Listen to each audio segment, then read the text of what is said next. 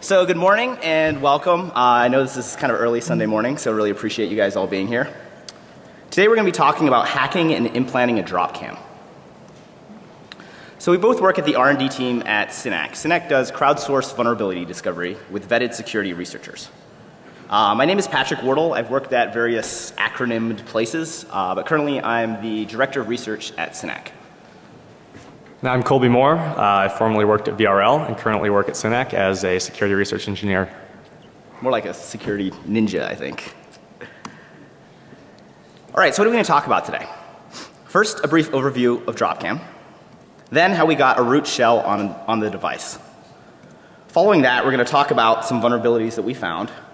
And then finally, we want to present a persistent implant that we designed for DropCam. So first, let's talk a little bit, give a little bit of an overview, talk about some background information, talk about what DropCam is. Before jumping in though, I always think it's a good idea to concisely define any possible ambiguous terms, especially since we're in Vegas, so there could be some confusion. So in the talk, when we talk about implants, we're talking about persistent code that is malicious. Hooking means intercepting function calls, usually by installing a hook or a detour. A Trojan is a malicious piece of software that pretends to be something legitimate. Injection is all about getting code into a remote process. And finally, a backdoor is some code that provides undetected remote control of a device. Now it's a little sad when I hear these terms. I actually now think of the computer term first. But my wife likes that, so I guess that's the silver lining there. So what is a DropCam? Well, as you can see from their definition, it's a cloud-based video Wi-Fi solution. And at the core of it is the camera, the actual DropCam device. So besides an incredible simple setup process, it's got some cool features such as cloud recording, night vision, two-way talk, and intelligent alerts. Now one of the main appeals of DropCam is its trivial setup process. Really all the camera needs to get it set up is the name or SSID and password of your wireless network. Now there's two ways to do this. This configuration can be done by either plugging the camera into the computer via USB or with a smartphone that has Bluetooth. Now once the setup is complete, the camera will be connected to the Wi-Fi network. From then on, it's pretty much fully autonomous. You really don't have to worry about it anymore. It's going to stream audio and video to the cloud and beacon to the DropCam servers for updates on a regular basis. So there's a lot of IP-based video solutions out there. So what's special about DropCam? Why did we choose to go after it? Well, now DropCam is owned by Google, and Google has indicated it'll become the core of their push into the connected home. So in other words, soon there's going to be DropCams everywhere. Now when we started this research, we didn't know that Google would buy DropCam. If we had, we probably would have tried to get hired there, get some equity. But it was still a pretty appealing target. For one, it's really popular. We see it all over the Bay Area. It's a best-selling device on Amazon.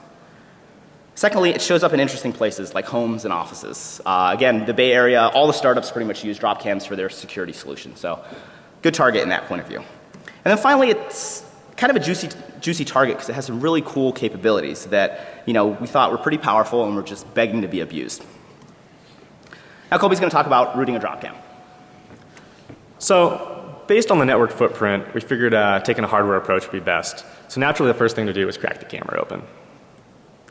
Conveniently, DropCam left us this mysterious header right here. Probing around revealed what looked like a 3.3 volt UART on there. So we hooked it up to the FTDI to serial to USB connector that you guys are all familiar with. And here's a little photo showing our ground connection and transmit and receive on pins 3 and 4 respectively, if you guys want to try this at home. So after a quick reboot, we have a serial console. And major credit to DropCam for the sweet ASCII art right there. We wrote a serial brute forcer to try, admin password, all the standards, but really no luck. So at this point we should probably mention that the DropCam is running essentially just Linux. It's a miniature computer. It's running a Linux system on chip from a company called Ambarella based in the Santa Clara Bay Area. And so we figured we'd take more of a Linuxy approach to maybe getting root in this box. So we decided to go after the bootloader. So if you hold enter on power on, or you short the transmit and receive lines and power on the device, it should drop you to the bootloader. Now this is Amboot, Ambarella's custom bootloader. Now looking at the bootloader, we got a couple options here. This set EMV one looked pretty promising. And it looks like there's an option to change the boot parameters. So we went ahead and just like, root in a standard Linux box that you have physical access to, we went ahead and changed the init parameter to /bin/sh and hope it drops us to a root shell. And yeah, that worked. So now we got to get rid of that password so we can get on the system, right? So we checked out Etsy Shadow and it wouldn't open, so it looks like it was symlinked to mount DropCam Shadow. So we checked out Etsy fstab and it gave us the necessary information we needed to mount up that share. So we went ahead and mounted it up and now we have access to the shadow file. I went ahead and just knopped out that hash and saved. Went ahead and rebooted and reset the boot parameters in the bootloader and rebooted, boom, we have a full featured root shell on the device. So there's some other research done previously and they really didn't find any vulnerabilities in the DropCam, but we tend to have a little bit of a different opinion. So we're going to talk a little bit about the vulnerabilities that we found. So first let's talk about the environment. Since we have a root shell, we can now poke around and explore. The DropCam is running ARM 32-bit Linux custom distribution, and the heart of the DropCam is this Connect executable, and we're going to talk about that a lot later. They also left all sorts of goodies on the device for us. Drop Bear, FTP, Telnet, GDB server, thanks guys. So overall, the DropCam is decently secure. There were no open ports or exposed network services. All communications were SSL'd properly. And the DropCam employs device-specific provisioning from the factory, and it's thus likely why we couldn't crack the root password because each device has its own unique password. It also employs automatic updates. It beacons out regularly and checks DropCam for updates, and they're pushed down and the whole device is reflashed. So it's pretty robust in that sense. But let's take a look at the first bug. The camera is using OpenSSL for comms to DropCam servers, but it's running an old version of OpenSSL, so it's vulnerable to Heartbleed. So what can we do with that? DropCam says our cameras won't communicate with anyone on the internet, only DropCam's cloud servers. But that's not really true. If we spoof DNS responses and trigger a client-side Heartbleed attack, we're able to download the camera's private and public SSL keys among other system information. So realistically, now that we have these keys, what can we do? Normally the DropCam talks to the cloud via SSL, and then you use your devices to view the video from the cloud. But you should note that it authenticates using the very same certificates that we stole. So a hacker with these certs could spoof a DropCam video feed, providing false video to the cloud DVR. So should a user really trust what they're seeing? For the record, we notified DropCam of this Heartbleed bug, and they patched it fairly recently. However, they haven't rotated the camera's certificates, so if anybody happened to have a bucket full of these certificates, we don't. There's nothing the consumer can really do at this point. So then, for most of its functionality, DropCam runs BusyBox. But unfortunately, the version is outdated and vulnerable. Basically, it's an old bug that allows command injection via malicious DHCP response. So a user is able to inject commands via the hostname parameter, and they get propagated into the system hostname. This is really only triggered if the hostname is used by another utility. But we checked out the vulnerable source code and compared it to the disassembly from DropCam, and it definitely matches. So we weren't able to trigger this bug right now because DropCam isn't using the hostname in a way that would trigger this, but it could come back to bite them later. So all those bugs are pretty cool, but we had to open up the camera. So wouldn't it be nice if we can implant the device without opening it up? Luckily, there's an app for that. It's called Direct USB, and we found a copy somewhere in the dark corners of the internet, specifically Russia. If you hold down the button on the back of the camera, the button that DropCam swears does nothing according to the official docs, and you hold it down while you're powering the camera on, it enters a firmware update mode. And we believe this is how the devices are provisioned at the factory. When we questioned DropCam about this, they didn't deny it. Ultimately, we were able to read and write unsigned data to the camera. So realistically, an attacker could walk into the home, plug into a DropCam, reflash it with malicious software in minutes. And back to Patrick. So there's more to DropCam than just the software that runs on the camera. So recall that a user may use their computer to initially configure the device. So to do this, the camera is plugged into the computer, and then it mounts part of a camera as a share which contains the setup utility. This utility, which requests root privileges to run, gets the SSID and password of the Wi-Fi network and then propagates that back to the camera. The end result is a connected and configured camera. Unfortunately, this application which runs at root is world writable. So in our proof of concept, a non-privileged host-based attacker can wait until any DropCam is plugged in.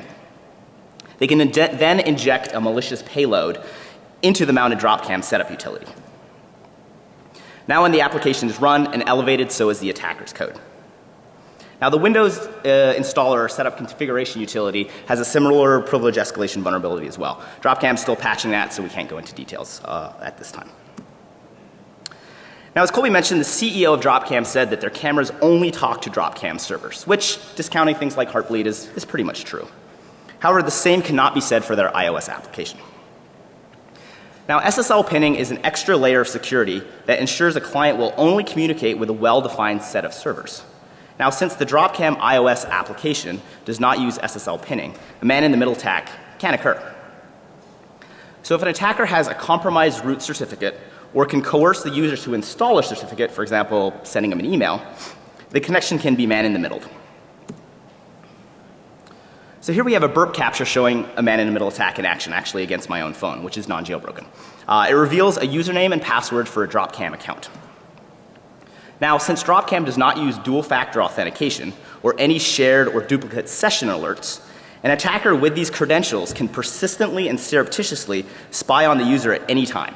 Now, this is really good for the bad guys, not good for the rest of us. So now that we have a good way to implant the camera, let's have some fun. Introducing our full-featured implant, Cuckoo's Egg.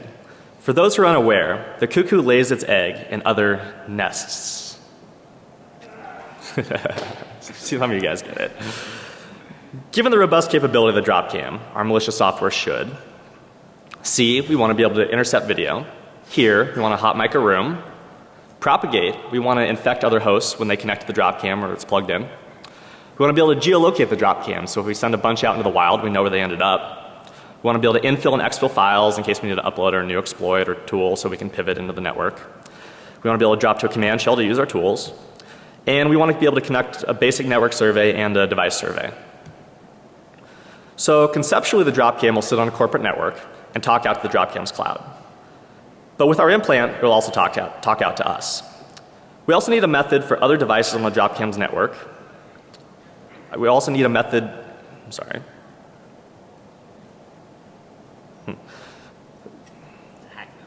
What?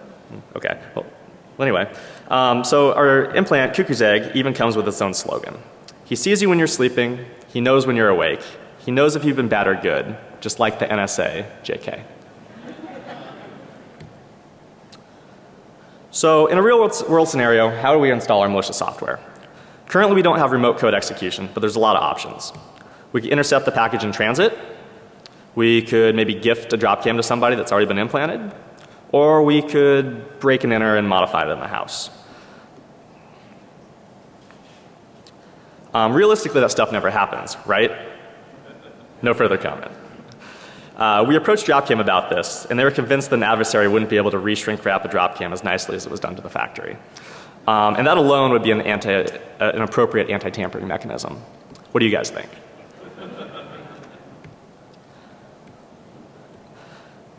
Now what about sending one as a gift? Recently a friend's incubator space was broken into.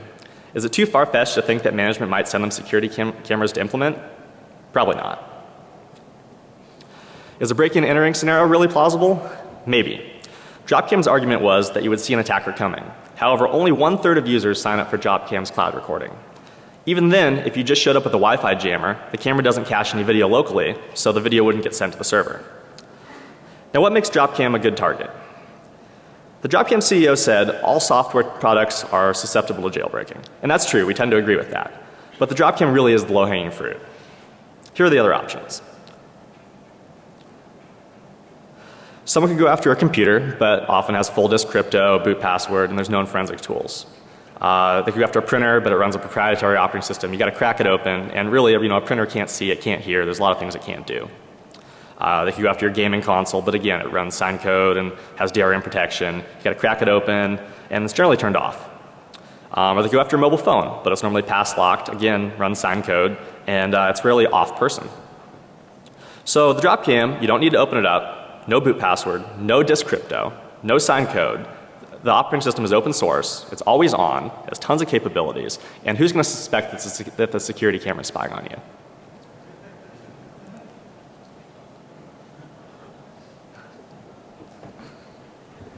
So in order to create an advanced implant, we needed to fully understand how the DropCam worked.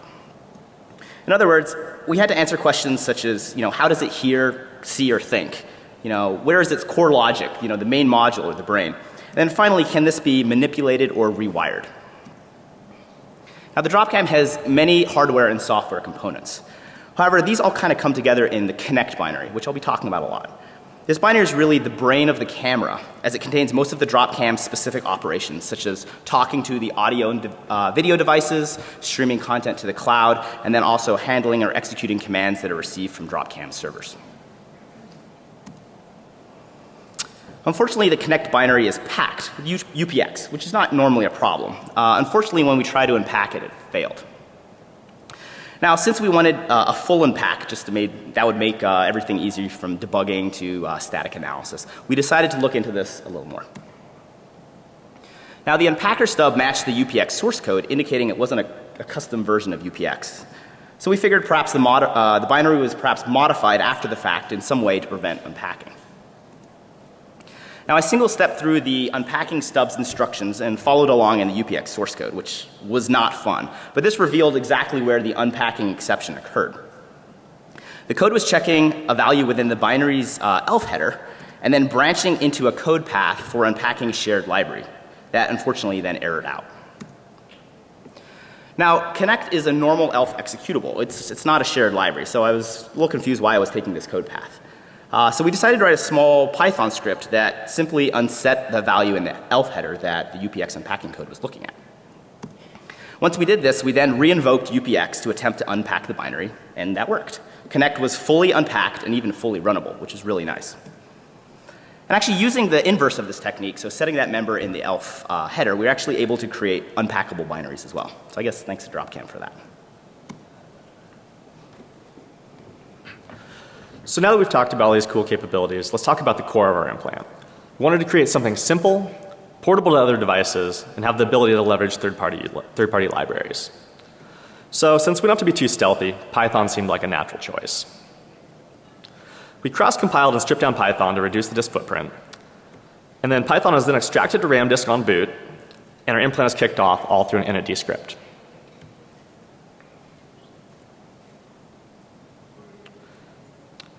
It's great that we have an implanted camera and all, but how is it going to talk to us? All comms are done over HTTPS and call out through the secure networks firewall. Our command and control and streaming data are sent over separate channels, and our CNC server is set up on Amazon AWS infrastructure, the same as DropCam's. Given the nature of our comms, and by putting our CNC server on AWS, it really wouldn't be that easy to tell the difference between regular DropCam traffic and our implant by looking at network traffic, or even to create appropriate IDS rules. Which connection is legit? What about if we wanted to ship a ton of these cameras out into the wild?